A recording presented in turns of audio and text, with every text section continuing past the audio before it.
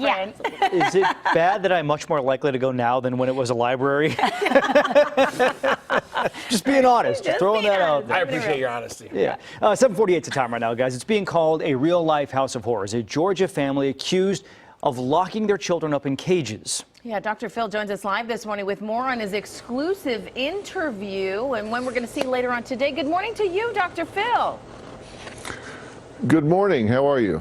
Doing well. What an unthinkable story to talk about this morning. You start this next month here with some incredible stories, and this one kicks it off later on today. A family keeping their children in cages. I mean, just horrible, horrible. What can you tell us about this family?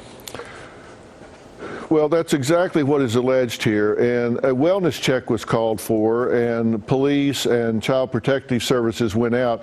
There are 5 children in this home with great grandparents, and the mother of the children are living there. And what happened is the mother sent pictures to her mother and showed cages where they had taken these cribs and put tops on them, wooden tops on them with padlocks to padlock these children inside these cages. The children couldn't stand up, they couldn't move around.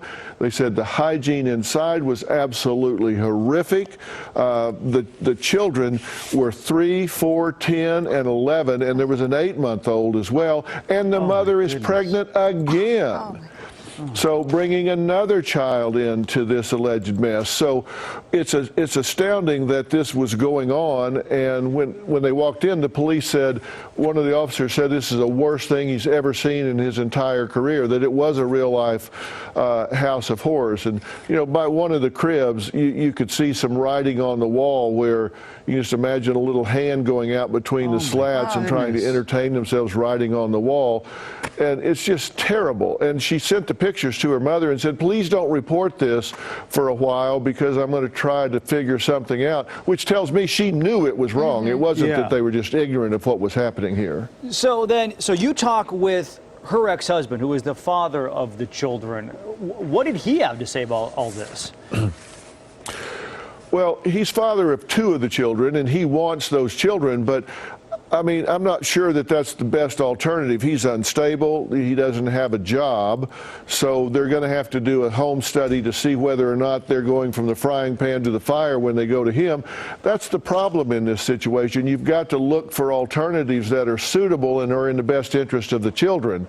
Right now, they're in foster care, and that's kind of a crapshoot. You don't know what you're getting, but I can guarantee you it's probably better than what they were living.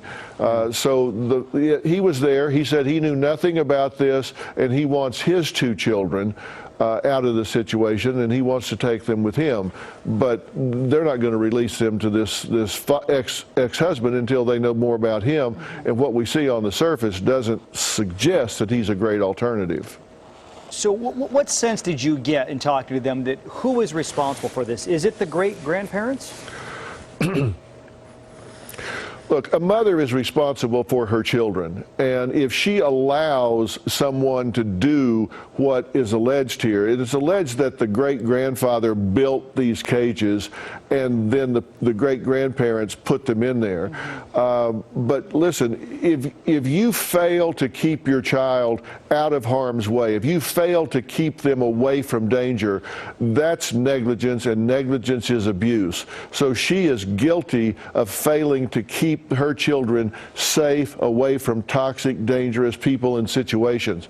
And then the people that built the cages and put them in there would be guilty of aggravated abuse and endangerment. So everybody's involved here, but the primary responsibility for a child is its own parent. And she knew it was wrong because she said to her mother, don't report this. Oh my goodness. Dr. Phil, wow. What is she doing having another child? That's what bothers me. Yeah, Come on, common sense. Yeah.